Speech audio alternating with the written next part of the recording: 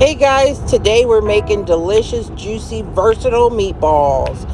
Go ahead and subscribe, like, and hit the notification bell so you don't miss any updates. Alright, here we go. Let's get started. Hello guys. So today we are going to make my universal meatballs. So I call them universal meatballs because they're universal. They can be used in anything, whether it's an Italian spaghetti recipe, a meatball sub, beef stroganoff, meatballs and gravy over rice, like however you use your meatballs, barbecue meatballs, sweet and sour meatballs. These are universal meatballs, so they go well in any dish that you choose. So let's get into the recipe. The first thing you're gonna need is a pound of ground beef, a pound of ground pork,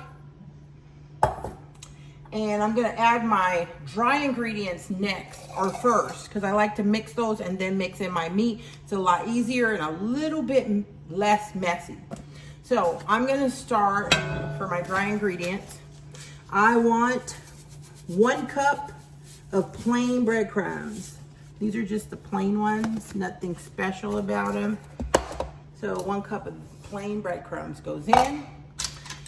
I'm going to use 1 tablespoon of garlic salt. 1 tablespoon. I'm going to use a half of, where is it at? Half of a teaspoon for my cayenne pepper. And they're not spicy, but the cayenne pepper has a little bit different flavor than the black pepper.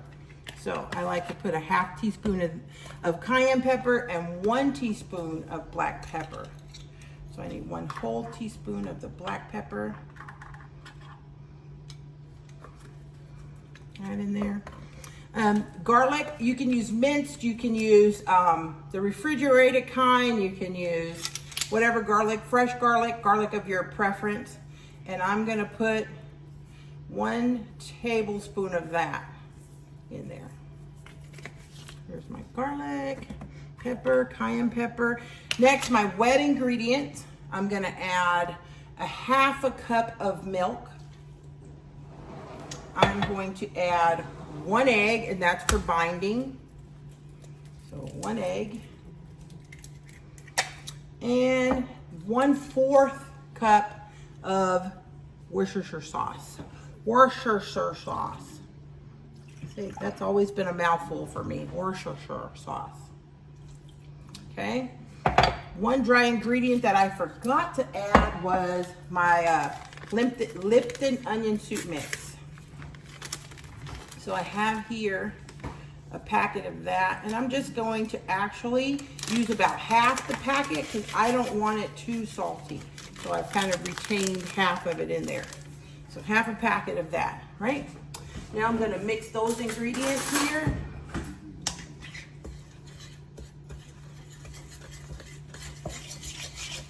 So that it's kind of like a paste. You can see, I don't know if you can see.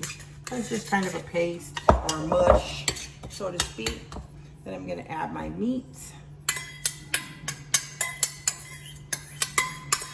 My 2 meats.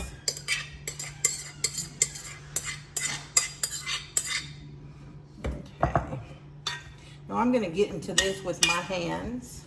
I have washed my hands, but I'm gonna wash them again real quick because I have touched like the bottles and different things. So give me 1 minute, I'll be right back. Okay, so I have washed my hands, but what I like to do is coat them in some oil so that the items don't actually stick to my hands. Makes it a lot easier for what I'm gonna do next. So just a drizzle. That was a little bit more than a drizzle actually. But I coat both sides of my hands and it helps the items not stick to my hands when I'm mushing them together. Blend all this well, just keep folding and kneading, folding and kneading. show you guys this. Hold on. Just folding and kneading. So all your ingredients are blended well. Squish it in.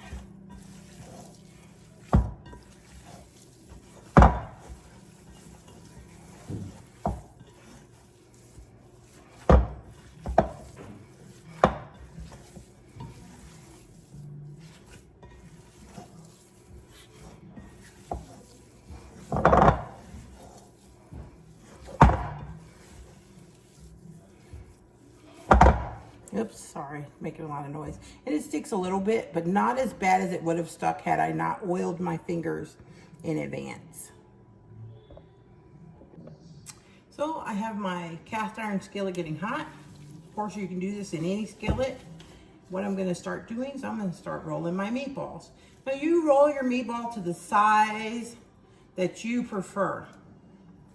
You want bigger meatballs for pasta, or if you want smaller meatballs for stroganoff, or whatever. I like them to be, I don't know, what is that, ping pong ball size? Maybe a little bit smaller than a ping pong ball. So, you just sit them in there. We're gonna brown them off in here. Shouldn't be too hard. And again, I put a little oil on the palms of my hands so that the meat doesn't stick when I roll it. It makes a nice, smooth meatball.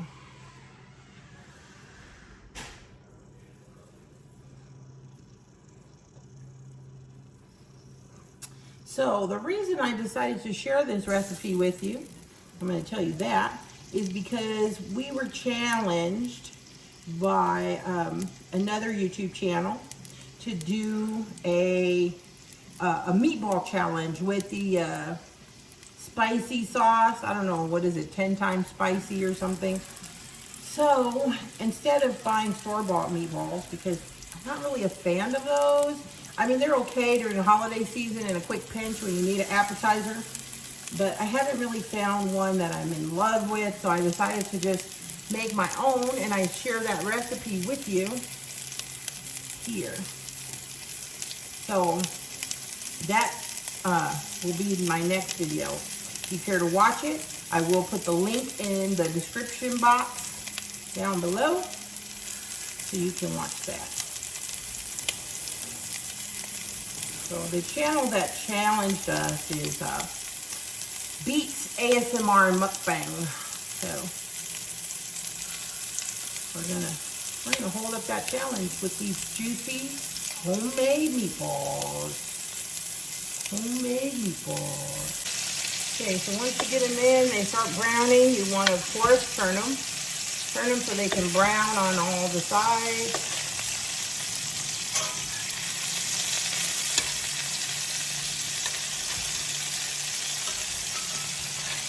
So this recipe yields about 40 to 50 standard size meatballs.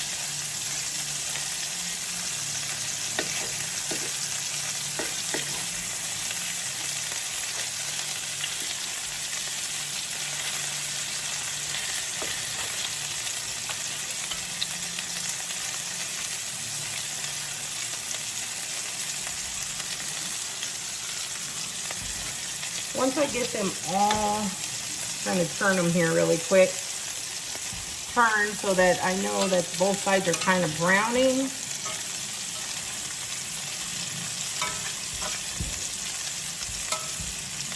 I will actually add about a quarter cup of water and steam them so that I know they cook all the way through. Grab a little water.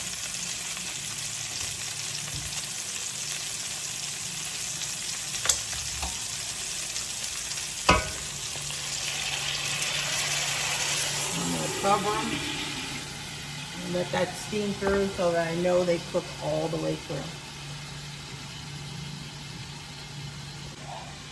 Alright, let's see how they're cooking over here.